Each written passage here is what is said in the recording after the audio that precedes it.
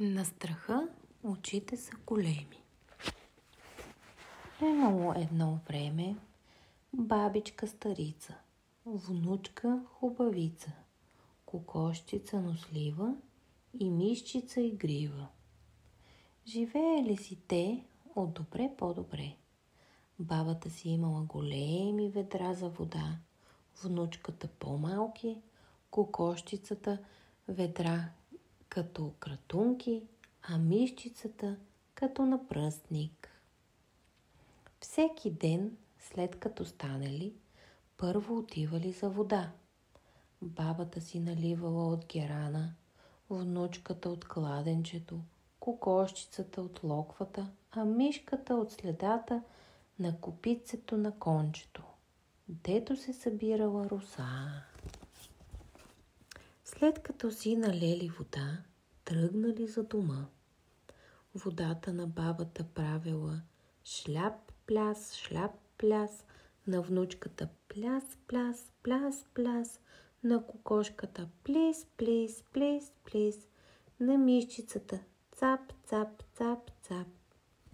Един ден духал силен вятър, ала те пак отишли за вода. Напълнили си ведрата и поели обратно по пътечката през градинката към къщата. А в градината растяла ябълка. Клоните й били накичени с едри червени ябълки. Под ябълката спяло едно зайче. Вятърът духнал още по-силно, залюлял клоните и една ябълка тупнала долу, ударила зайчето по главата. Зайчето скочило и право под краката на бабата.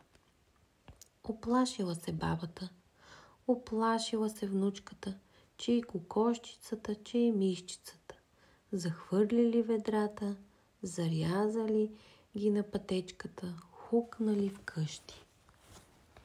Бабата се тръшнала на миндера, внучката се шмугнала зад нея, кокошчицата хвъркнала на стола, мишчицата под стола. Изохкала бабата. Брей, каква мечка ме нападна, едва не ме смачка.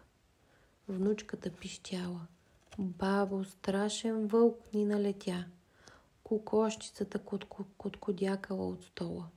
Ко, куткодяк, каква лисица ме издебна, едва не ме хвана. Мишчицата пък цвърчала изпод стола. Страшен котарак. Сей такива мустаци, щях да умра от страх. Зайчето пък дотърчало до гората, свило се под един шубрак, а сърчицето му ще се пръсне. Туп. Лежи зайчето и си мисли: олеле малеле, 4 ловци ме погнаха и с всичките си кучета. Едва си отървах кожата. Право казвам хората, на страха очите са големи. Виждат и това, дето го няма.